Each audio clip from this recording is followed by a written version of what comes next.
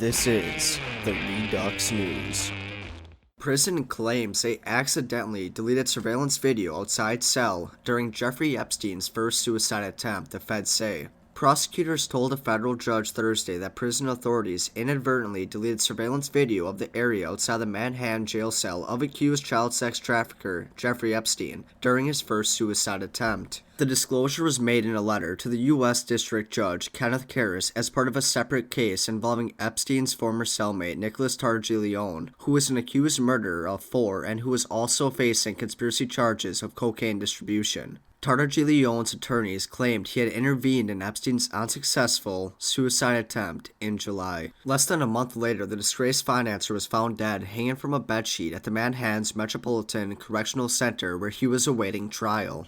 Prosecutors told Judge Karas authorities had mistakenly preserved video from a different part of the detention facility instead of the area where Epstein and Tartaglione were housed in July. But that video is now gone because MCC officials mistakenly saved video from a different floor of the federal detention facility, prosecutors said in a court filing. The MCC inadvertently preserved video from the wrong tier within the MCC, and as a result, video outside the defendant's cell on July 22nd to the 23rd, 2019, no longer exists, the court papers say. The FBI made the discovery last week while reviewing a copy of the video provided by MCC officials, prosecutors said. Quote, after reviewing the video, it appeared to the government that the footage contained on the preserved video was for the correct date and time, but captured a different tier than the one where the cell housing Epstein and cellmate was located, because the preserved video did not show corrections officers responding to any of the cells seen on the video. End quote. A backup video system was in place, but the requested video wasn't available because of unspecified technical errors, the court filing says.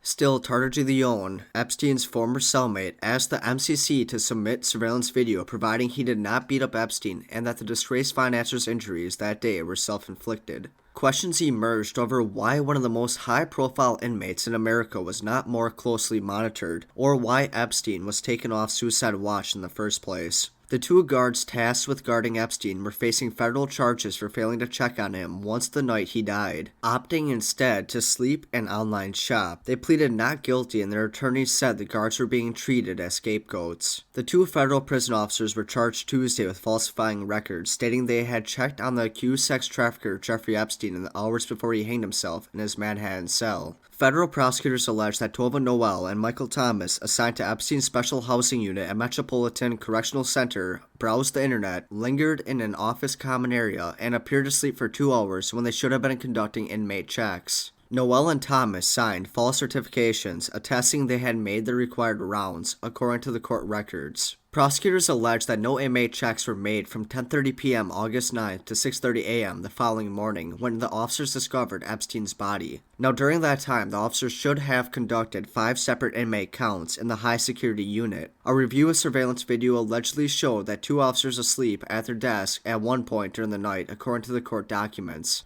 Each defendant is charged with 1 count of conspiring to falsify records. Noel, who is 31, is charged with 5 counts of falsifying records. Thomas, who is 41, is charged with 3 counts. The conspiracy charge is punishable by up to 5 years in prison. Each of the charges of falsifying records carries a maximum sentence of 5 years. Noel and Thomas pleaded not guilty in Manhattan federal court Tuesday afternoon and were released on the condition that each post a $100,000 bond within a week. 3 weeks before he died, Epstein had been found in his jail cell, semi-conscious with bruises on his neck. That prompted authorities to put him on suicide watch. He was removed from suicide monitoring days later, which has drawn investigative interest. Experts on jail suicide told USA Today that an inmate can be removed from suicide watch only if a licensed mental health professional concludes the inmate is no longer a risk for attempting suicide. Lisa Boski, a clinical psychologist and jail suicide expert from San Diego, says, quote, when removing such a high-risk individual from suicide watch, it would be critical to do it in a step-down fashion so that there is still some extra monitoring, end quote. Boski also said Epstein was still a high risk for suicide because of the nature of his crimes, the humiliation he experienced after his arrest, and his prior suicide attempt. Jack Scarola, who represents some of Epstein's accusers, said he's pleased to see authorities investigate the circumstances